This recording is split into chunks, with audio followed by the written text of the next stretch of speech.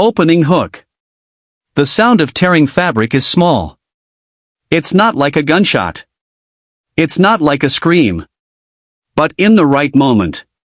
In front of the right crowd. It can be louder than anything you've ever heard. That's what it felt like for Emily Carter. The basketball gym, filled with students, suddenly went dead silent. All she could hear was that ugly ryriap and the rush of her own heartbeat. Her shirt hung loose at the collar now, the fabric ruined, the edge frayed in Tiffany Moore's perfectly manicured hand. The laughter didn't come right away.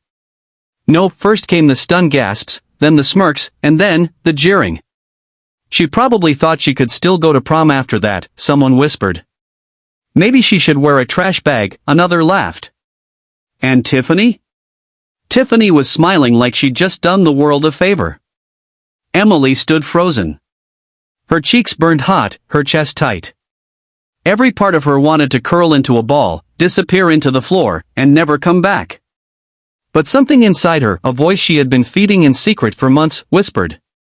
Not this time. Chapter 1, The Girl Who Never Belonged. Emily Carter was invisible. Not in a cool, mysterious way, just in the way where people forget your name even after sharing a class for 3 years.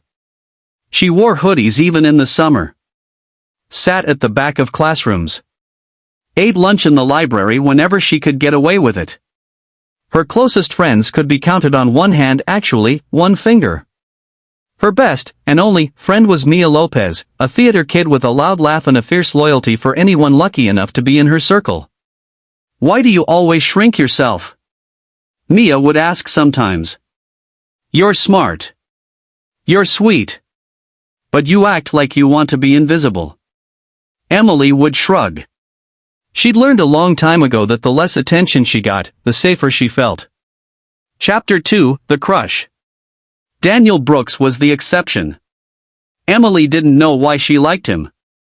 Maybe it was the way he remembered her name even though they'd only talked twice. Or the way he once picked up a book she dropped and didn't laugh at her for reading fantasy novels instead of whatever was cool. Whatever the reason, by the time junior year was ending, Emily found herself thinking about him too often. When prom season came, the idea was ridiculous, but it wouldn't leave her head. Mia was the one who pushed her. You have nothing to lose, Mia insisted. Worst thing that happens? He says no. Best thing? He says yes and Tiffany's head explodes. Emily stayed up late the night before, making a hand-drawn card, delicate watercolors of tiny flowers framing the words, "Would you go to prom with me?" Her hand shook when she carried it to the gym after basketball practice. She never got to finish the question. Chapter 3, The First Humiliation.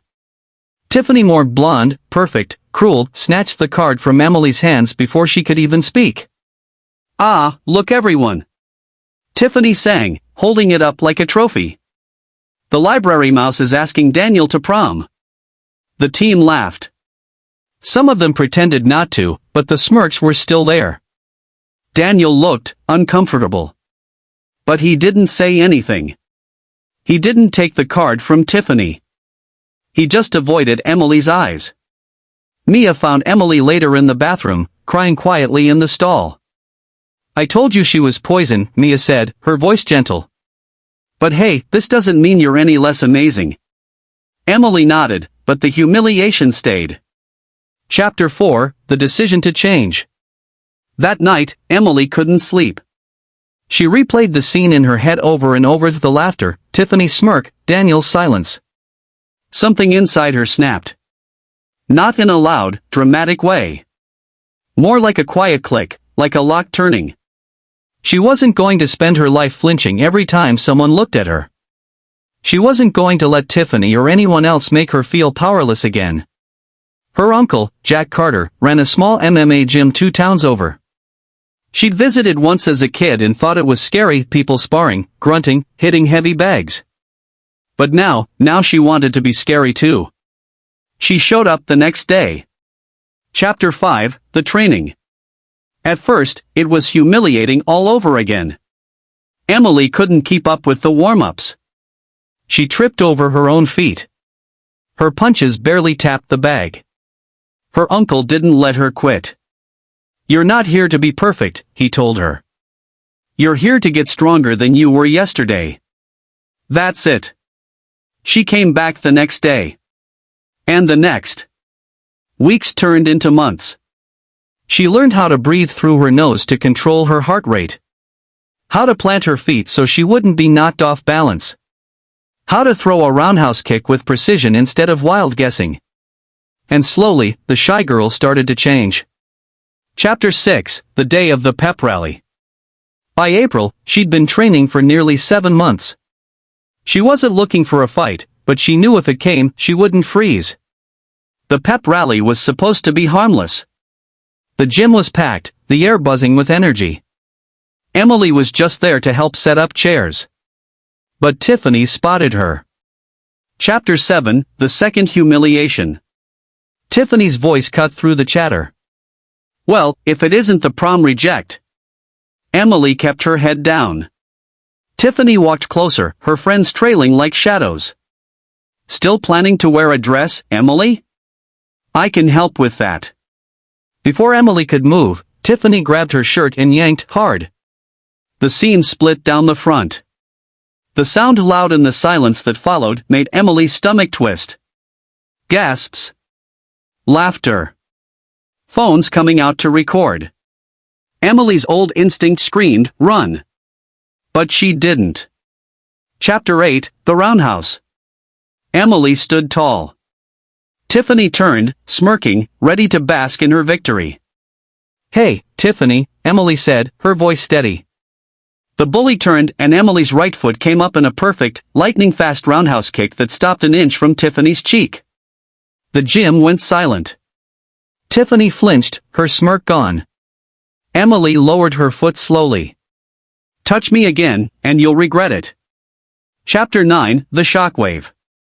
Tiffany stepped back. Her friends didn't know what to say.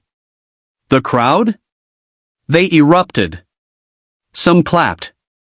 Others just stared. A few filmed the whole thing, knowing it would blow up online. Daniel stood in the corner, his expression unreadable. Emily didn't care.